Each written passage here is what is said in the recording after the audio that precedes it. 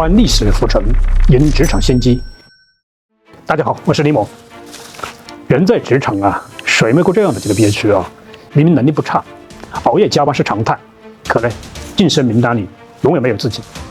明明一心扑在工作上，没招谁没惹谁，却偏偏的被卷进了社会里，落得里外都不是人。1600年前也有这样一个人作为晚唐诗坛的顶流，他的才华呀，连白居易都折服。可这辈子呢，却始终呢，在这个临时工的这个岗位上打转，好不容易摸到体制的边了，又因为不懂人情世故被人踢开，只能在生活的泥沼里苦苦挣扎。他就是朦胧诗的这个鼻祖李商隐。不懂变通的死脑筋，再有才也难成事。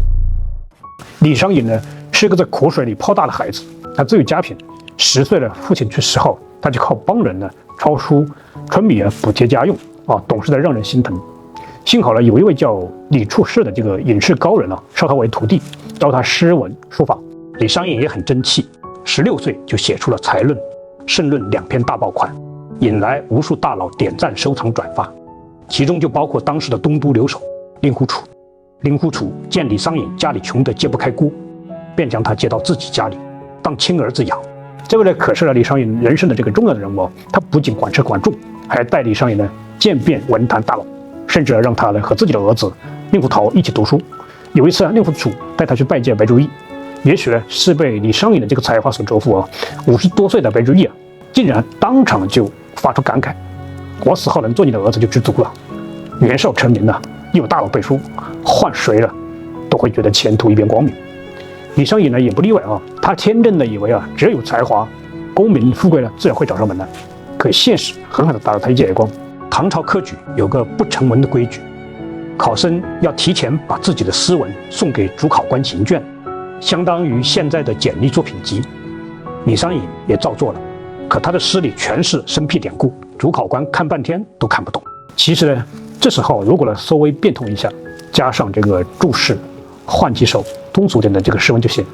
可李商隐呢偏不他觉得自己的才华不需要妥协，你不懂那是你没水平，干脆放弃了这个行卷。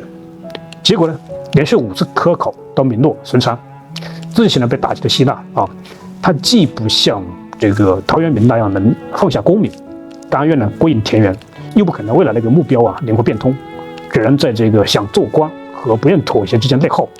其实职场里的很多人都是这样，认为自己最有能力就差一位赏识自己的领导。但是俗话说千里马常有，而伯乐不常有。况且你真的是千里马吗？周易早就说过，变则通，通则久。变通不是耍滑头，而是要根据场景调整策略的高情商。明明可以用简单易懂的方式呈现方案，偏要堆一堆专业术语，让领导和同事看不懂。明明可以借力打力，偏要单打独斗，最后累死累活还没成果。不懂变通的人，再大的才华也会被自己的固执困住，画地为牢，终究难成大事。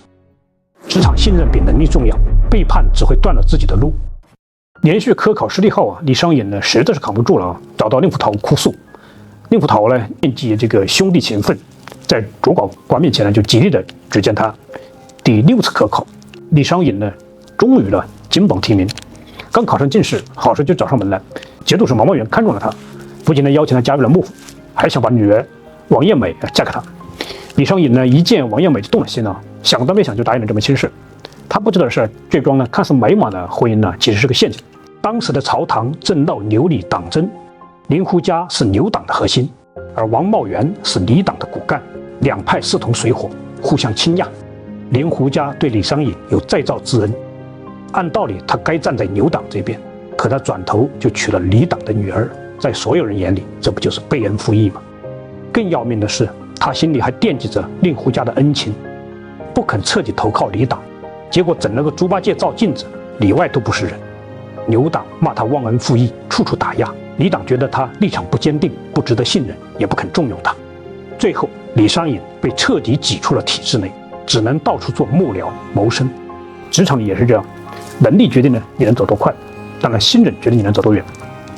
领导愿意把核心工作交给你，不是因为你能力最强，还是因为相信你不会背叛。同事愿意和你合作，也是因为相信你不会背后捅刀子。每个人都有一张无形的职场信用卡，这张卡需要你不断的长期积累才能额度拉满，但是一次背叛就能让它彻底清零。今天呢，你为了眼前利益背叛老东家，明天新东家也会对你心存戒备。今天你出卖同事的信任，明天呢就没人愿意和你并肩作战。本句说人无信不立，业无信不兴，没有信任呢，最强的能力也寸步难行。不是所有真话都能说，成年人要懂说话的分寸。被两党排挤后呢，李商隐只能靠做这个幕僚维持生计。可幕僚呢就是个临时工，老板调任或者去世了，工作就没了。这些年里他失业了好几次，好在名气还在，总能呢收到新的邀请，日子呢勉强能过。可他又一次因为说话栽了大跟头。34岁那年，李党领袖李德裕被贬到海南。其实李德裕得势的时候，对李商隐并不待见，按说他没必要掺和这件事。可偏偏李商隐觉得李德裕是个好官，还忍不住为他鸣不平，不仅称赞他是万古良相，还写诗说成万古之良相，为一代之高士。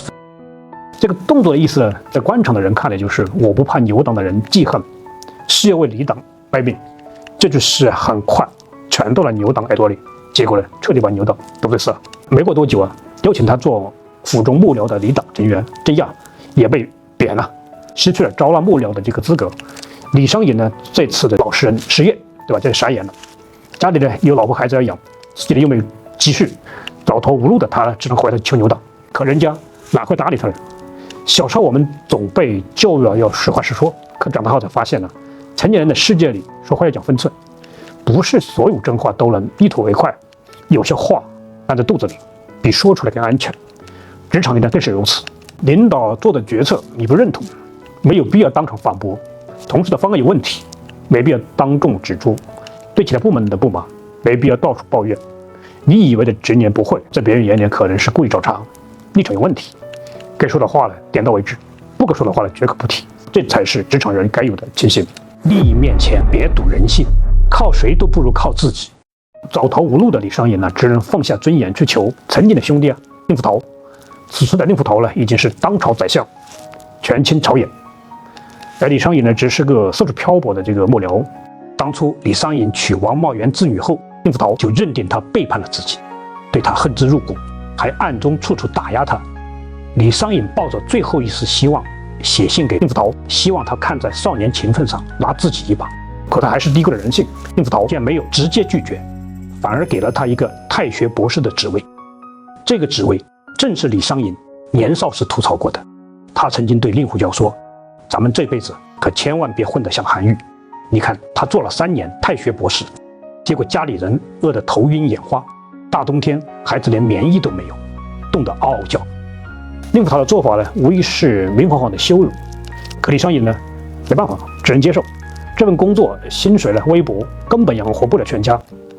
他的诗里写官衔同画饼，面貌泛一致。3个月后便无奈辞职，找另外一份临时工。人性就是这样，在利益面前呢，所谓的兄弟情的战友情，往往不堪一击。你风光的时候，人人都来和你呢称兄道弟；可你落魄的时候，真有人想踩你一脚。职场里呢，别高估了你和任何人的关系。曾经一起来熬夜加班的同事可能会为了晋升抢了你的功劳；曾经呢对你照顾有加的领导，可能会为了利益牺牲你。人性本就有自私的一面，与其指望别人带你飞，不如自己的修炼硬实力；与其赌别人对你的这个情谊，不如靠自己站稳脚跟。李商隐的好友评价他：虚负凌云万丈才，一身劲袍未曾开。他有惊世才华，却因为不懂变通，不懂珍惜信任，不懂说话分寸，高估人性，一辈子都在职场底层挣扎。其实我们每个人呢，都可能遇到李商隐的困境。毕竟的职场从来不是靠马力就能赢得的战场，生活泥沙俱下，成年人的世界呢本就苦不堪言了。只有悟透职场法则，在拼命的同时懂得保全自己，才是真正的成熟。观历史浮沉，赢职场先机。欢迎大家点赞订阅，我是李某，我们下期再见，拜拜。